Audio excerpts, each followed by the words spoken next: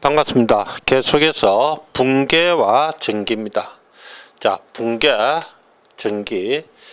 이 분계라는 것은 이제 거래가 발생하면은 차변에도 적고, 분계, 차변에도 기록을 하고, 대변에도 얼마 이렇게 기록을 합니다.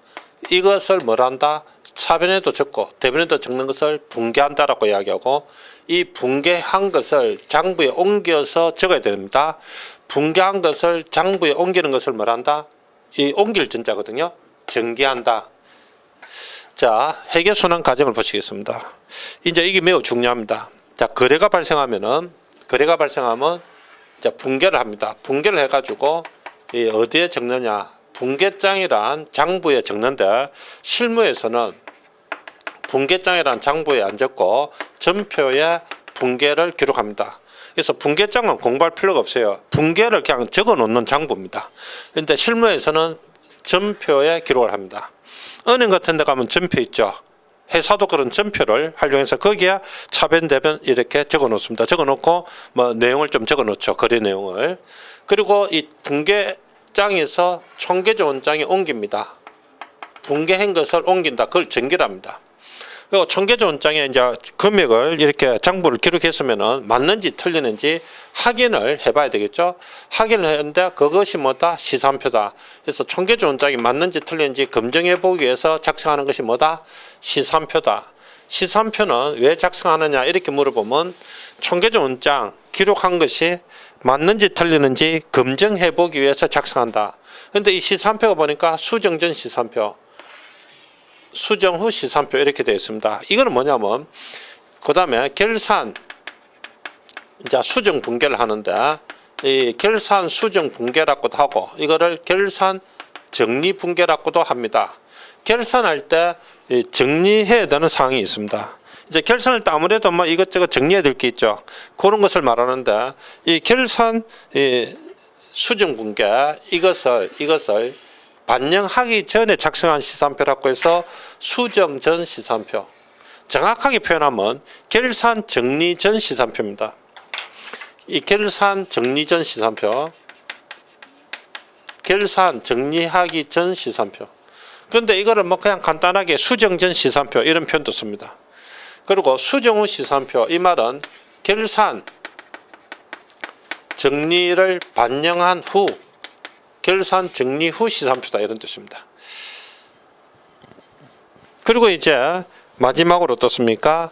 이 결산을 하면서 이게 재무제표를 작성하는데 여기에 글자가 쫓겨나게 잘 안 보이죠? 이게 뭐냐면 장부 마감, 장부를 마감하고 이제 마지막이 뭡니까? 재무제표를 작성합니다. 이 재무제표는 뭐 어떤 것이 있냐면은 이 재무제표에는 재무상태표 있습니다. 재무상태표.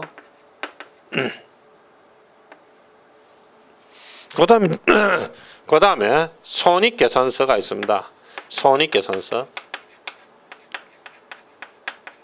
손익계산서가 있는데, 자, 여기 손익계산서가 이제 뭐냐면, 포괄 손익을 계산한다고 해서 포괄 손익계산서라고 부릅니다. 그 다음에 이제 자본의 변동을 표시하는 자본 변동표가 있습니다. 자본 변동표. 그리고 현금 흐름을 나타내는 현금 흐름표가 있습니다. 자, 여기서 이제 자본 변동표는 뭐냐면 자산 부채 자본할 때 자본이죠. 그 자본의 증감 변동을 기록한 표입니다. 그 요거는 이제 그 기업의 현금 흐름을 기록한 표가 되겠습니다. 그러면 재무제표가 하나, 둘, 셋, 넷.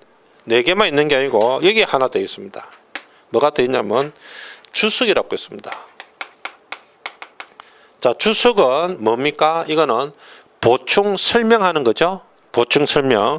여러분들 그 교과서 같은데 책 같은데 보면은 그 본문 중간에 그 뭡니까? 번호를 달아놓고 그 말미에 보면은 그 번호에 대한 추가 설명을 해놨죠. 보충 설명. 그것이 뭐다? 주석입니다. 그러니까 이 주석도 뭐다? 재무제표다. 그래서 이제 재무제표에 뭐 어떤 것이 있습니까? 이런 것도 어떻습니까? 뭐 이런 세무사나 감정평가사 이런 시험에 이거 뭐 물어보진 않는데 그 공무원 시험 있죠. 이 공무원 시험에는 재무제표가 아닌 것은 뭐 이런 것도 시험에 자주 나옵니다. 자, 그다음에 회계상 거래. 자, 이 부기상의 거래 보겠습니다. 자산 부채 자본의 어떤 증가 변동, 수익과 비용의 발생 소멸을 일으키는 거래를 말한다 이랬습니다. 그러니까 자산 부채 자본이나 또는 수익과 비용의 이런 증가 변동, 발생 소멸 이런 것이 없으면은 회계상의 거래가 아니다 이 말이죠. 자, 여기 회계상의 거래가 되는 게 있고 안 되는 게 있는데 참고로 감정평가사 기출문제 보면 한두 문제 정도 한두 문제 정도 있을 겁니다. 그러니까 지금까지 두 문제니까 잘 안 낸다 이 말이죠. 이게 과거에 낸 문제가 있습니다. 자, 여기 보면 하재, 도난 이런 거 분실, 하재, 도난, 분실 이런 거는 일반 사회 사람은 거래라고 안 하지만은 부기상에서는 회계상에서는 거래가 됩니다. 왜냐하면 하재, 도난, 분실로 해서 자산이 감소하죠. 감가상가, 감가상가가 뭡니까? 뭐 자동차 구입하면 영원히 쓰는 게 아니죠. 자동차를 1,000만 원 구입했는데 10년 쓸 수 있다. 그러면 1년에 한 100만 원씩은 가치가 떨어지죠. 그래서 이 감가, 가치가 감소하는 것을 어떻습니까? 상각, 상각이라는 것은 장부에서 그만큼 제거한다 이런 뜻입니다. 대손이 발생하는 거, 대손은 뭡니까? 요 대가 뭐냐면 빌려줄 대자입니다. 손해봤다 이 말이죠. 손실이 발생했다 이 말이죠. 돈 빌려주고 손실이 발생했다 이 말이 뭐예요? 돈 빌려주고 돈 떼있다 이 말이에요. 그래서 이 대손은 돈을 빌려주고 돈 떼이는 것만 대손이 아니고 상품을 외상으로 팔았는데 외상값을 못 받았다. 받을 걸 못 받으면은 다 뭐라고 한다? 대손이랍니다. 자, 그다음에 뭐 상품 매매, 금전 대차. 대차가 뭐야? 빌려주거나 차 빌리거나 금전 대차 이런 것은 거래가 된다. 자, 이런 것이 뭐 공무원 시험은 참 잘 나옵니다. 잘 나오는데 우리는 이제 뭐 평가사, 뭐 세무사 이런 시험은 어떻습니까? 어쩌다가 한번 막 서비스로 문제를 줍니다. 안 되는 거 상품을 주문한다. 임대차, 부동산 임대차 계약을 한다. 상품을 보관하고 있다. 대출을 해주겠다고 약속하는 거, 종업원 채용하는 거 이런 거는 해상 거래가 아니다. 자, 그다음에 결합관계 보시겠습니다. 차변에 이런 것이 발생하면 대변에 이런 것이 발생하는데 반드시 차변에 뭔가 하나 이상 발생하면은 대변에도 꼭 뭔가 하나 이상 발생합니다. 그래서 이걸 뭐라고 한다? 결합관계랍니다. 그리고 이제 요거를 붕괴의 법칙이다라고 합니다. 붕괴할 때 이 법칙에 따라서 붕괴해야 된다. 또 계정기비 법칙, 요 말은 뭐냐면 다른 말로 이야기하면 복식장부 기장법칙입니다. 계정기비 법칙이 복식장부 기장법칙이라는 이야기예요. 계정기비 법칙, 자, 계정기비 법칙, 복식장부 기장법칙입니다. 이 다른 말로 하면은 복식장부에 기장을 할 때도 어떻게 한다? 딱 이 원칙대로 해야 된다. 그래서 회계학은 이게 이제 일정한 원리 원칙인데 이거 하나 가지고 장부 기장을 하고 모든 회계학을 다 하는 겁니다. 그러니까 이걸 이제 모르면 이제 아무것도 못 하는 거죠. 자, 이거는 이제 우리나라뿐만 아니라 전 세계적으로 모든 원리는 똑같습니다. 그리고 지금은 어떻습니까? 전 세계가 동일한 회계 기준, 국제 회계 기준, 전 세계 100개국이 그 회계 기준을 씁니다. 그렇기 때문에 이제 우리나라에서 회계학 공부했다. 그러면 이제 저 국제 회계 기준을 사용하는 모든 나라에 가면 회계학이 똑같습니다. 옛날에는 그렇지 않았습니다. 옛날에는 각 나라마다 기준이 다 따로 있었어요. 미국 기준, 일본 기준, 우리나라 기준, 프랑스 기준, 영국 기준 막 각 나라마다 기준이 달랐습니다. 그런데 지금은 어떻습니까? 딱 이래 하나의 회계 기준을 하기 때문에 이제 한국에서 공부하고 저 다른 나라 가서 회계학 공부하면 똑같습니다. 자, 자산의 증가, 차변, 자산의 감소는 뭐야? 대변. 이렇습니다. 반드시 이걸 이제 아셔야 됩니다. 자, 자산의 증가는 차변입니다. 부채와 자본의 증가는 어떻습니까? 대변입니다. 자산의 증가는 차변입니다. 그래서 아까 재무상태표 작성할 때 자산은 차변이 적었죠. 부채와 자본은 뭐야? 대변이 적었죠. 그래서 자산은 증가가 차변, 감소가 대변 그렇습니다. 그래서 이제 자산은 차변이 많습니다. 부채와 자본은 뭐야? 그 잔액이 어디요? 대변이 많습니다. 그러니까 금액을 보면 자산은 차변하고 대변을 비교하면 차변이 많고, 그래서 이 자산은 차변, 부채와 자본은 대변이 많습니다. 자, 수익의 발생, 수익의 소멸, 비용의 발생, 비용의 소멸. 그렇습니다. 그러니까 수익이 비용의 발생, 수익의 발생. 혹시 소멸되면은 비용은 대변의 소멸하고 수익은 차변의 소멸합니다. 자, 이렇게 해서 플러스만 외우시면 되겠죠. 플러스 자산의 증가, 비용의 발생, 차변입니다. 부채의 증가, 자본의 증가, 수익의 발생, 대변입니다. 그러니까 플러스만 아시면 되죠. 꼭 알아야 됩니다. 손익계산서 작성할 때 수익은 대변이 적죠. 비용은 차변이 적죠. 그건 왜냐면 요 플러스가 그렇게 되어 있기 때문에 그렇습니다.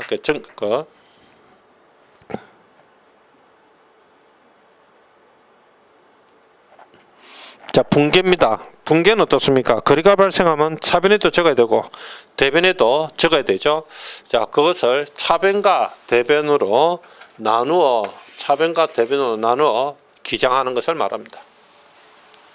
이제 실무에서는 분계장 대신 점표 사용한다고 그랬죠. 자, 거래를 보겠습니다. 현금 5만 원을 출자 영업을 시작하다. 이게 거래입니다. 아까 뭐 분계하라 이라면은 차변에 현금 5만 원 들어옵니다. 그 대변에는 어떻습니까? 영업을 시작했을 때는 자본금이라고 합니다. 그럼 이거는 뭐예요? 자산의 증가입니다. 이거는 뭡니까? 자본금, 자본의 증가입니다. 자산의 증가, 대변에는 뭐다? 자본의 증가. 이걸 뭐라고 합니까? 결합관계랍니다. 자산의 증가, 차변의 자산의 증가, 결합관계는 대변에 뭡니까? 자본의 증가다. 자, 이 분계를 잘해야 되겠죠. 분계를. 자, 다음 거래를 분계하시오. 자, 연습을 좀 해봐야 됩니다. 자, 아주 이제 지금 처음 회계 입문하는 수험생을 위해서 하는 거니까 이제 분계 연습을 한번 해봐야 되겠죠. 자, 해보겠습니다. 현금 100만 원과 건물 30만 원 출자했습니다. 그럼 차변에 현금 들어옵니다. 그리고 건물이 들어옵니다. 차변에 자산의 증가입니다. 자, 영업을 처음 시작하면 뭐라고 한다? 자본금이라고 한다. 이런 건 이제 알아야 되겠죠. 아, 영업을 처음 시작해서 출자를 하면 뭐라고 용어를 쓴다? 자본금. 상품 8,000원 매입했습니다. 상품 들어오죠. 들어오고, 자, 외상으로 매입했습니다. 그러면은 어떻다? 부채의 증가입니다. 외상 매입금. 자산의 증가, 부채의 증가. 이렇습니다. 외상 매입금 대신에 아까 뭘 해도 된다? 매입 채무를 해도 좋다 그랬죠. 차입금 5만 원과 이자 5천 원을 현금으로 지급했습니다. 자, 나가는 거는 대변이죠. 현금 얼마 나갑니까? 5만 5천 원 나갑니다. 자, 현금이 나갔습니다. 자산이 감소입니다. 차입금 갚았죠. 차입금 부채의 감소가 되겠습니다. 차입금 부채의 감소가 되고 이자 5천 원, 이자 5천 원, 이자 비용입니다. 이자 비용 5천 원 이렇게 되겠습니다. 자, 분계가 이렇게 된다. 자, 전화로 5천 원 현금으로 지급했습니다. 현금 나가죠. 현금이 나가니까 대변에 5천 원. 자, 전화료 차변에 전화로 이렇게 적어도 되긴 되는데 그러면 전화로 뭐 우표로 이렇게 막 적어야 되거든요. 그래서 이런 걸 뭐라 하느냐면 통신비라고 합니다. 뭐라고 한다? 통신비. 그럼 이제 전화로 이런 것은 통신비라고 하거나 하는 걸 이제 아시면 됩니다. 그럼 우표도 뭐 통신비 이렇게 하면 되죠. 뭐 그런 식으로 안 하면 뭐 전화로 우표로 이렇게 하면 굉장히 이제 그 뭐 세분화되니까 이렇게 하는 거죠. 외상 매입금 50만 원을 거래처 매출처에서 받은 자기압수표로 지급하다. 그러니까 외상 매입금 지급했습니다. 부채의 감소가 됩니다. 자, 부채의 감소가 되니까 외상 매입금 50만 원 차변에 적습니다. 그러면 나간 거는 자기압수표 나갔죠. 그럼 대변에 뭐라고 적을까요? 자기압수표. 그래 적어도 되지만은 자기압수표는 뭐로 취급한다? 현금으로 취급합니다. 그래서 자기압수표 이렇게 적는 것이 아니고 뭐라고 적는다? 현금 이렇게 적습니다. 이렇게 적는데 자기압수표 이렇게 적으면 안 된다는 거죠. 그러니까 뭐 부채의 감소, 여기는 뭡니까? 자산의 감소가 되겠습니다. 자, 대략 분계 연습을 해봤습니다. 이 분계를 모르면 뭐 기본적으로 아무것도 안 되니까 이 분계는 이제 아셔야 됩니다. 기초적인 것을. 자, 그 다음에 이제 거래의 종류가 있습니다. 이 거래의 종류는 이제 세 가지가 있는데, 이제 손익이, 그러니까 수익과 비용이 발생하느냐 안 하느냐, 그런 걸 가지고 이제 구분을 하는 겁니다. 이 자산 부채 자본만 이렇게 변동하는 것을 교환거래라고 합니다. 그리고 수익 또는 비용이 발생하는 것을 손익거래랍니다. 그리고 교환거래, 손익거래가 동시에 발생하는 것을 말한다. 혼합거래랍니다. 자, 이제 해볼까요? 이제 세 문제 나와 있습니다. 외상 매입금 10,000원을 매상 매입금 10,000원 10,000원을 자기압수표로 지급했습니다. 이거 어떻습니까? 부채의 감소, 자산의 감소입니다. 자산 부채 자본만 변하는 것은 무슨 거래다? 교환거래입니다. 교환거래. 자, 그 다음에 차입금 50,000원과 이자 비용 5,000원 현금으로 지급하다. 현금을 55,000원 지급했습니다. 자, 차입금 갚았습니다. 차입금 50,000원. 자, 차입금 50,000원 갚았습니다. 요거는 부채의 감소, 자산의 감소 이래 됩니다. 자, 요거는 이제 교환거래입니다. 그런데 이자 비용 5,000원이 있습니다. 이자 비용 5,000원. 이자 비용 5,000원. 이 이자 비용은 비용이 발생했죠. 요거는 손익거래입니다. 그러니까 요거는 교환거래고 요거는 손익거래입니다. 교환거래, 손익거래가 동시에 발생하는 것은 무슨 거래다? 혼합거래가 되겠습니다. 혼합거래. 그러니까 혼합거래가 되려면 반드시 이렇게 차별이든 대변이든 이런 행태가 나타나야 됩니다. 자, 그래서 요거는 교환거래고 요거는 뭐다? 교환거래, 손익거래. 교환거래, 손익거래 동시에 발생하니까 요거는 뭐다? 혼합거래가 되겠습니다. 자, 마지막으로 집세가 있습니다. 집세. 전화료. 집세는 임차료입니다. 임차료. 집세는 임차료. 자, 전화료는 통신비입니다. 통신비.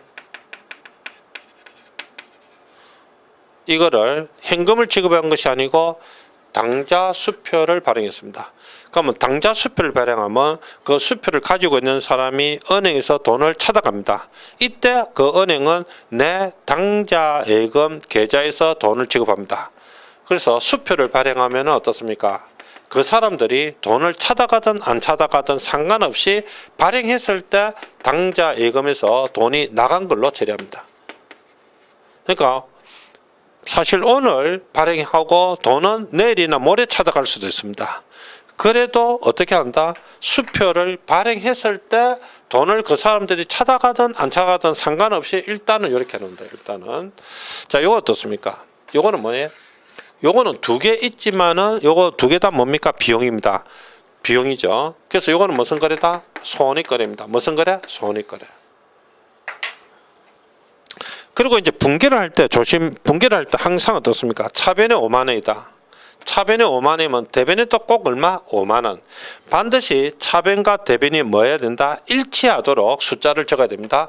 차변에 55,000원, 대변에도 55,000원. 항상 그렇습니다. 언제나 차변과 대변 금액이 항상 일치해야 됩니다. 자, 그렇게 해서 이제 분개, 거래 종류. 참고로 이제 이 거래 종류 이런 것도 공무원 시험 같은 데서는 혹시 질문할 수 있습니다. 그 외에는 참고로 보시기 바랍니다. 자, 그다음에 이제 정기입니다. 정기는 분개한 것을 총계조 원장에 옮겨 기장하는 걸 말한다 그랬죠. 자, 정기하는 방법입니다. 옮기는 방법. 차변에 있는 금액은 차변 금액은 차변에 적고요. 차변에 있는 거는 차변에 적고 대변에 있는 거는 대변에 적습니다. 계정 과목은 상대편 계정 과목을 기입하고 상대편 계정 과목이 2개 이상이면은 뭐라고 한다? 여러 개다 해서 제자라고 적습니다. 이 정기를 할 줄 모르면 안 됩니다. 그런데 정기는 굉장히 간단합니다. 차변에 있는 금액은 해당 계정 차변에 적고 대변에 있는 금액은 해당 계정 대변에 적는데 계정 과목은 반대편 걸 적고 반대편 계정이 2개 이상이면 제목을 뭐라고 적는다? 2개 이상이면 제자라고 적는다. 구자가 여러 개다 이 말이죠. 자, 1번 보겠습니다. 5월 1일 현금 50,000원을 출자 영업을 시작하다. 자, 이게 거래입니다. 그럼 자, 분개를 해야 되겠죠. 자, 거래가 나왔습니다. 분개를 합니다. 차변의 현금, 대변의 자본금 이래 되죠. 그럼 이제 이거를 정기합니다. 정기는 어디에? 총계정 원장에 합니다. 총계정 원장이라는 것은 자기 기업에서는 모든 계정이 총 집합되어 있는 장부다. 장부. 그래서 자기 기업에 있어서는 모든 계정이 총 집합되어 있는 장부. 그것이 총계정 원장입니다. 자, 현금 차변에 50,000원입니다. 현금 차변에 50,000원 맞죠? 적었죠? 억수로 쉽죠? 대변에 자본금 대변에 5만 원입니다. 그러면 자본금 대변에 5만 원입니다. 그렇죠? 이거 보시기 바랍니다. 현금 차변에 있으면 자산이 증가죠. 현금은 차변이 플러스입니다. 대변이 마이너스입니다. 자, 요거는 자산의 증가, 여기 자산의 증가, 요건 뭡니까? 지금 기락관계가 어떻게 되느냐면 현금, 자산의 증가, 자본금, 자본의 증가죠. 자본의 증가. 그러니까 자본금은 증가가 대변이고 감소가 뭐다? 차변이다. 그 다음에 이제 계정 과목을 적습니다. 계정 과목은 현금이 현금 적으면 전부 다 현금 되죠. 그러니까 현금이 현금 적을 필요 없다. 현금은 상대편 자본금 이렇게 적습니다. 자, 자본금은 여기 제목이 자본금 되어 있는데 또 자본금 적을 필요 없죠. 자본금은 상대편 계정 현금 이렇게 적습니다. 자, 전기가 끝났습니다. 이때 상대편 계정이 2개 이상이면 적을 때 제자 이렇게 적으래요. 2개 이상이면. 자, 이걸 보고 다시 분계를 할 수 있어야 됩니다. 이거 보고 분계하면 어떻게 하면 되겠습니까? 차변에 현금 5만 원, 자본금은 대변에 가야 됩니다. 이거 보고 분계를 할 수 있습니다. 어떻게 하면 되겠습니까? 자본금 대변에 5만 원, 현금은 차변에 가야 됩니다. 그러니까 이걸 보고 분계하나 이걸 보고 분계하나 이런 모양이 생깁니다. 그래서 이제 그 공무원 시험에는 어떤 게 잘 나오느냐면 여기 총계제 원장이죠. 총계제 원장만 있으면 분계장이 없더라도 분계를 복원시킬 수 있다. 맞죠? 알겠죠? 총계제 원장만 있으면 분계장이 없어도 분계를 다 복원시킬 수 있단 말입니다. 자, 전개하는 거 어떻게 하는 거 봤죠? 매우 중요합니다. 자, 그 다음에 다음 거래를 분계하고 총계제 원장에 전기하시오 되겠습니다. 이거 좀 많은데 자, 일단 분계만 해보겠습니다. 먼저 분계를 해보겠습니다. 현금 3,000원, 차변에 현금 3,000원 출자하여 영업을 시작하다 자본금입니다. 상품 5,000원 외상으로 매입하다. 차변의 상품 대변에 외상으로 매입했으니까 외상 매입금 자산의 증가 부채의 증가됩니다. 상품 9,000원을 외상으로 팔았다. 그럼 외상 매출금. 자, 외상 매출금 해도 되고 뭐 해도 된다? 매출 채권 해도 됩니다. 상품 4,000원. 상품 나갑니다. 4,000원. 자, 이거 합계를 맞춰야 된다 그랬죠? 그래서 나머지는 상품 매출 이익이 되겠습니다. 자, 일단 요 3번은 분계하는 방법이 여러 가지 방법이 있는데 그거는 나중에 또 설명을 드리고요. 우선 이렇게 분계를 하겠습니다. 이해하기 쉬운 거 이렇게 분계를 하겠습니다. 이 3번이 이렇게 분계하는 방법도 있고 다르게 또 분계하는 방법도 있습니다. 그래서 이제 일단 여기 가장 쉽죠. 이렇게 하겠습니다. 자, 그 다음에 외상 매입금 중 2,000원은 현금으로 지급하다. 그럼 외상 매입금 갚았습니다. 외상 매입금 갚았습니다. 외상 매입금 2,000원 갚았죠. 현금으로 지급하다. 현금 2,000원 이렇게 되고 외상 매출금 중 6,000원만 받았습니다. 현금 들어왔습니다. 현금 6,000원 대변에 외상 매출금 받았죠. 외상 매출금 6,000원 이렇게 되겠습니다. 자, 급여 4,000원. 자, 차변에 급여 4,000원 대변에 현금 4,000원 이렇게 되겠습니다. 자, 급여는 비용이죠. 비용 발생입니다. 자, 이렇게 해서 총계제 원장이 전개하라 하면은 이 총계정 원장 장부를 만들어야 됩니다. 만들 때 여기 지금 현금 하나 생겼습니다. 자본금도 만들어야 되고 상품도 외상 매입금 만들어야 되고 상품 매출이 외상 매출금 만들어야 되고 그 다음에 급여 만들어야 됩니다. 급여. 자, 동그라미 지금 하나, 둘, 셋, 넷, 다섯, 여섯, 7개 만들어야 됩니다. 왜냐하면 지금 발생한 것이 계정 과목이 뭡니까? 7개란 말이에요. 이렇게 7개를 이렇게 만들어야 됩니다. 그래가 제목을 적으면 되죠. 현금, 자, 상품, 자산부터 외상 매출금 이렇게 자산부터 이렇게 적으면 됩니다. 그 다음에 외상매입금 이렇게 장부를 만드는 거죠. 자, 그 다음에 뭐 자산부터 자본금, 이제 자본금, 그 다음에 상품, 매출이, 그 다음에 급여. 이렇게 다 만들었죠. 이게 총계조원장이에요, 여러분. 그래가 이제 어떻게 하면 됩니까? 1번. 자, 옮기면 되죠. 이거 이제 5분, 6분까지 다 옮기면 시간이 걸립니다. 시간이 걸리기 때문에 내가 하나만 옮겨 보겠습니다. 1번, 현금 3,000원. 그럼 1번, 원래 날짜를 적어야 된다. 날짜 대신에 번호를 적겠습니다. 현금 3,000원 이렇게 적으면 됩니다. 자본금 3,000원, 자본금 갑니다. 자본금 여기 있죠? 자, 1번 날짜 대신에 번호를 적습니다. 3,000원 이렇게 적으면 됩니다. 자, 그 다음 두 번째, 상대편 계정을 적어야 되는데 여기서 잠시 하나 설명을 드리겠습니다. 기업에 가면은 이렇게 숫자만 적어 놨습니다. 상대편 계정을 적어야 되는데 안 적어 놓고 그냥 숫자만 적어 놨습니다. 그건 왜 그렇게 하느냐면 총계조 원장이 금액을 짓게 하는 역할만 지금 하고 있습니다. 근데 회계원리는 회계학에서는 어떻습니까? 상대편 계정도 좀 적어라 이렇게 요구를 하고 있는데 실무적으로는 현금 상대편 계정이 자본금입니다. 자본금 상대편 계정이 현금입니다. 그러니까 실무적으로는 상대편 계정을 적으려면 피곤합니다. 좀 그렇겠죠. 그래서 지금 기업에서는 보통 이 숫자만 적어 놓습니다. 숫자만. 뭐 그걸 하나 참고로 뭐 보시고요. 이제 정확하게 하려면 이제 상대편 계정을 다 적어야 됩니다. 회계학은 이제 정확하게 그 원리대로 하는 거죠. 이제 기업에 가보면 이제 그렇다는 거죠. 자, 이렇게 해서 여러분들 1번 했습니다. 아까 2번 또 이렇게 하고 3번 또 3번은 어떻습니까? 외상매출금 적을 때 상대편 계정이 두 개면 뭐라고 적어야 돼? 제자라고 적어야 돼. 그래서 외상매출금 볼까요? 외상매출금 3번이죠. 외상매출금 적을 때 3번 차변에 9,000원입니다. 9,000원 이렇게 적을 때 여기 상대편 계정이 두 개 이상이니까 뭐라고 적는다? 제자 이렇게 적으면 된다. 나머지는 뭐 제자 적을 게 없죠. 이렇게 해서 6번까지 차변, 대변 이렇게 다 옮기면 됩니다. 그렇죠. 그럼 또 요거 하나 옮겨 볼까요? 상품 요거. 자, 상품에 보면은 3번이죠. 3번 대변에 4,000원이죠. 4,000원. 그런데 상품은 제자라고 적으면 안 됩니다. 상품의 상대편 계정 외상매출금이죠.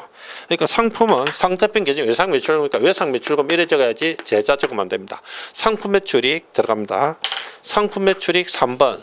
상품 매출익 5,000원. 자, 여기 5,000원. 이것도 상대편 계정은 뭐다? 외상매출금이죠. 외상매출금. 이렇게 적어야지 제자라고 적으면 안 됩니다. 그러니까 제자라고 적는 거는 요거 뿌이다 뭐 요거. 자, 이렇게 해서 이제 1번부터 6번까지 다 적었다고 생각합시다. 다 적었다. 그러면 어떻게 되겠습니까? 이 1번부터 6번까지 다 적으면 합계가 어떻습니까? 이 8,000원, 이 8,000원, 만원, 25,000원, 29,000원, 합계가 29,000원. 그러면 차변, 대변 합계가 얼마입니까? 차변, 대변 합계가 얼마? 29,000원이죠. 그러면 나중에 총계조원장을 1번부터 6번까지 다 적었다. 그러면 이 각 계정강목별로 이렇게 합계를 했을 때 각 계정강목별로 합계했을 때 그 합계가 당연히 얼마 나와야 됩니까? 29,000원 이렇게 나와야 되죠. 그죠? 이거를 우리가 뭐라 하냐면 총계조원장 각 계정의 차변, 대변, 합계를 다 더하면 얼마 나와야 된다? 29,000원 나와야 된다. 이거를 대차 평균의 원리라고 합니다. 대차 평균의 원리. 그런데 이게 무슨 평균 낸 건 아니지 않느냐. 그래서 요즘은 대차 평형의 원리라고도 많이 합니다. 대차 평형의 원리. 그러니까 대차 평형의 원리 또는 대차 평균 원리는 차변과 대변 합계를 해보면 그 합계가 뭐다? 같아진다는 겁니다. 같아진다.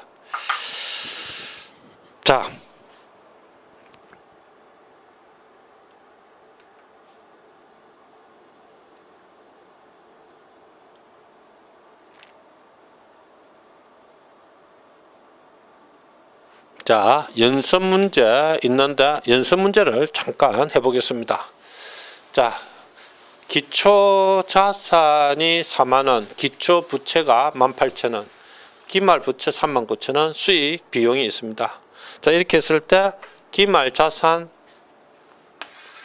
기말 자본은, 자, 기초 자본을 보겠습니다. 기초 자본이 여기서 요걸 뺀 겁니다. 그러면 22,000원이죠. 22,000원. 자, 그 다음에 기중의 수익 총액 33,000원, 비용 총액 24,000원 발생했습니다. 그러면 12월 31일 기말 자본이 나오겠죠.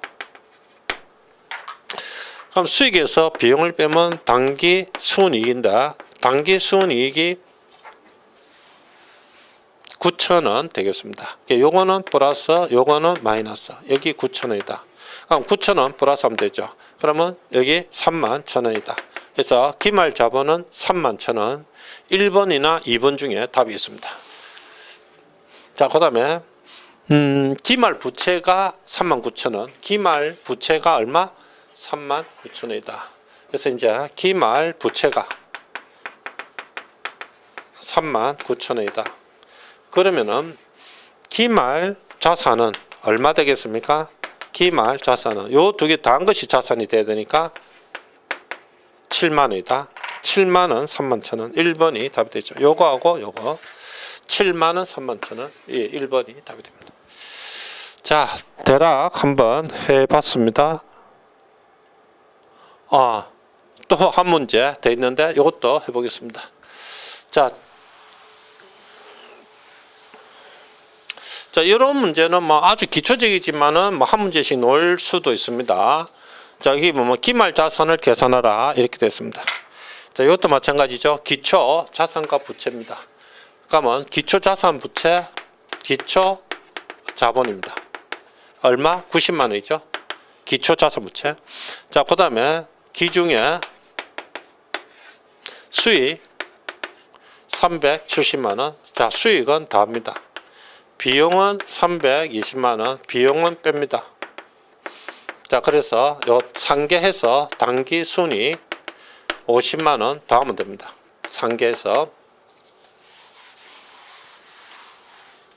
그리고 점주 인출이 있습니다. 점주 인출. 참고로 개인기업은 점주 인출 이런 용어를 쓰고요. 이게 이제 주식회사에 가면은 유상감자라고 합니다. 잘 보세요. 개인기업은 점주 인출. 점주가 누굽니까? 상점의 주인이다 이 말이죠. 주식회사는 점주, 상점의 주인 이런 개념이 없죠. 주주니까. 그죠? 그래서 이제 유상감자. 감자는 뺍니다. 자, 감자 12월 31일 기말 자본입니다. 자, 기말 자본. 자, 이거를 구해야 되죠. 자, 구해 보겠습니다. 50만 원은 더하고 10만 원은 빼고 그럼 40만 원. 그래서 130만 원이 기말 자본입니다. 그리고 여기 기말 부채가 있습니다. 기말 부채. 기말 부채가 40만 원 있습니다. 역시 이제 기말 자본하고 부채를 더하면은 기말 자산 더하면은 170만 원 되겠죠? 그래서 정답은 요 170만 원이 답이 됩니다. 170만 원이 답이 되겠습니다.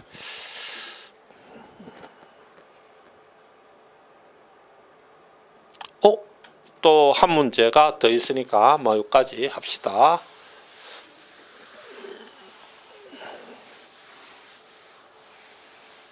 자, 여기 마찬가지 당기 순이익은 있는데 지금 이런 문제가 기출 문제 보시면 좀 있습니다. 요즘은 이런 스타일로 많이 나옵니다. 이런 스타일. 세무사 시험도 보면 이런 게 자주 나오고요. 자, 여기 보시 1월 1일 기초입니다. 여기 기말입니다. 날짜를 잘 보셔야 됩니다. 자산에서 부채를 빼면 자본입니다. 자본입니다. 자, 그러면은 10만 원이 30만 원 이렇게 바뀌었으니까 자본이 20만 원 증가했습니다. 자본 증가가 얼마다? 20만 원 됩니다. 기초가 10만 원, 기말이 30만 원이니까 자본 증가가 20만 원입니다. 자, 이 내역을 보겠습니다. 자본 증가 내역. 자, 추가 출자 유상증자가 10만 원 있습니다. 유상증자는 더하고요. 현금 배당이 5만 원 있습니다. 참고로 주식에서는 배당을 지급하는데 배당은 자본에서 지급하기 때문에 현금 배당이 있으면 마이너스 됩니다. 자, 그리고 당기 순이익은 얼마냐 이렇게 묻고 있습니다. 자, 그러면 요 상계하면 플러스가 5만 원. 그래서 당기 순이익 15만 원. 여기 플러스죠. 그러면 25만 원에서 5만 원 빼면 20만 원. 그래서 답은 어떻습니까? 자본 증가 20만 원에 대한 내용. 당기 순이익은 15만 원. 당기 순이익은 15만 원. 요 문제 모형이 기출 문제 좀 많습니다. 요 모형이. 그리고 펜가사도 요 최근 기출 문제도 요런 그러니까 요 모형을 자주 냅니다. 요 모형을. 자, 그다음에 이제 3장 상품 매매. 자, 요 상품 매매는 이제 잠시 후에 다음 시간에 하도록 하겠습니다. 자, 다음 시간 상품 매매에서 다시 만나도록 합시다. 수고했습니다.